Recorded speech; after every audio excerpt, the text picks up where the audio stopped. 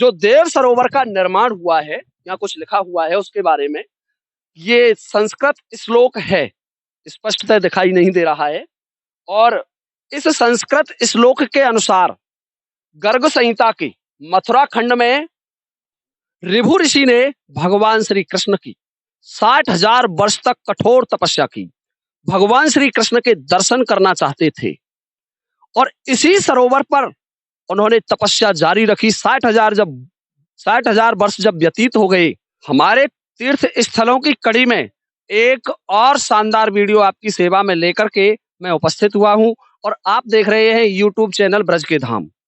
दर्शकों, जैसा कि आप देख रहे हैं, हम एक दुर्गम पहाड़ियों के मध्य में आपको लेकर के आए हैं और पहाड़ियों की विशालता, ऊंचाई आपको यहां से दिखाई दे रही होगी। आप देखिए पहाड़ी की ऊंचाई कितनी है, थोड़ा दिखाइए ऊपर, देख रहे हैं। और इस दुर्गम पहाड़ी के रास्ते से निकलते हुए हम देव सरोवर की तरफ चलेंगे। मैं थोड़ा सा नीचे आ रहा हूं और देखिए आप इस दुर्गम रास्ते पर, यहां से रास्ता बड़ा कठिन है, बहुत धीमे धीमे हमें चलना पड़ेगा और इसी रास्ते से निकलते हुए हम देव सरोवर की तरफ चल रहे हैं। इधर कीजिए, थोड़ा इधर दिखाइए नीचे, देखिए रास्ता मध्य पहाड़ी से गुजर रहा है।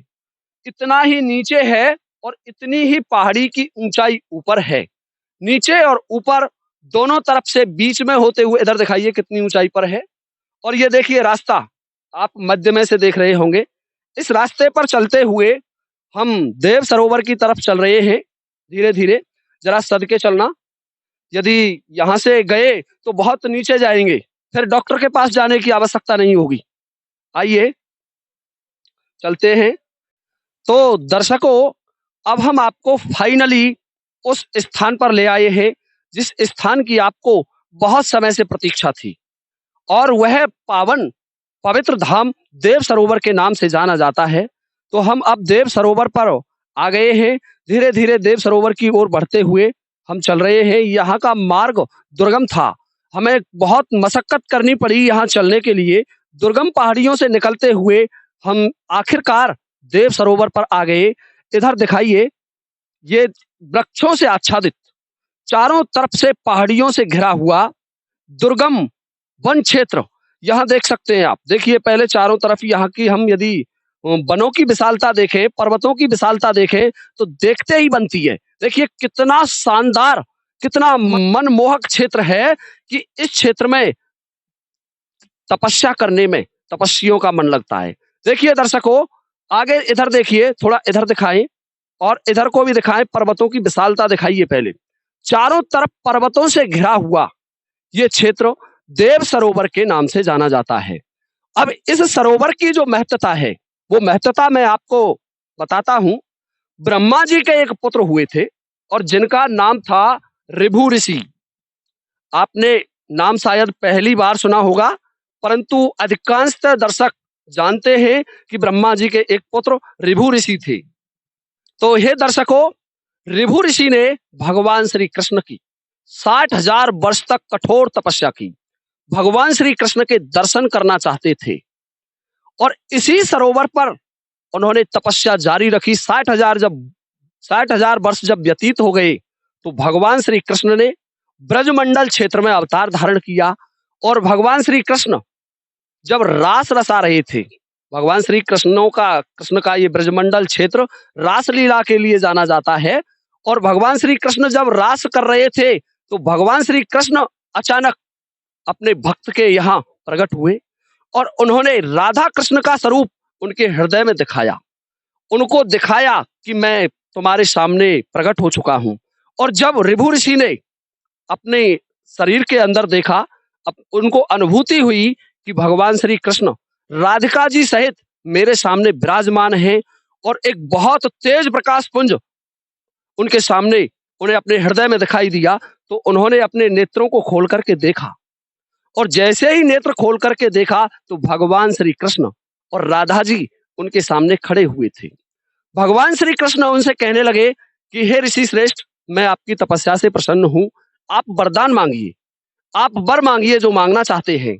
तो श्रोताओं, भगवान श्री कृष्ण से ऋभु ऋषि कहने लगे कि हे प्रभु, मैंने केवल भगवत प्राप्ति के लिए, ईश्वर प्राप्ति के लिए ये आराधना की है, मुझे कोई सांसारिकता से लेना देना नहीं है।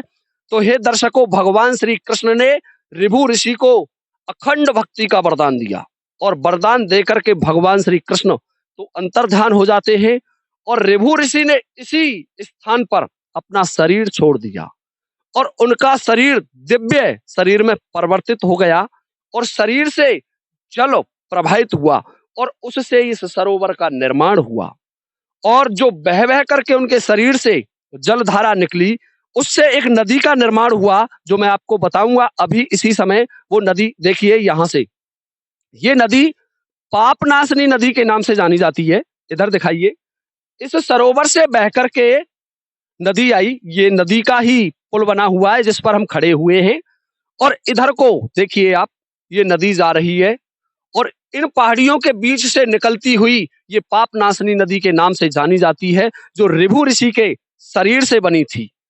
इस सरोवर का बड़ा ही महत्व है, तपस्या के लिए जाना जाता है इस सरोवर को। इसका जल बड़ा पावन है और इसमें स्नान करने का बड़ा महत्व है। जितने भी पाप होते हैं इस जल में स्नान करने से कट जाते हैं।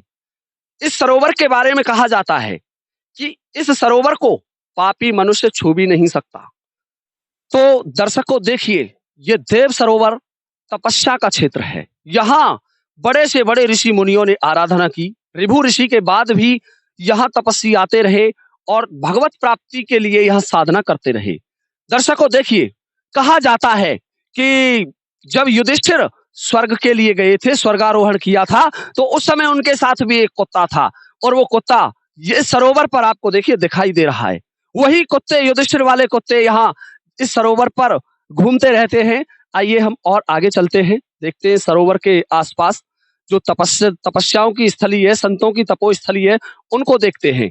यहाँ के बारे में कहा जाता है कि यहाँ अदृश्य रूप से आज भी संत तपस्यारत हैं, परंतु वो किसी को दर्शन नहीं देते। उनके दर्शन करना तो साक्षात पार ब्रह्म परमेश्वर भगवान के दर्शन के समान होता है, परंतु कभी कभार किसी को दर्शन हो सकते हैं, नहीं तो उनके दर्शन होना संभव नहीं है।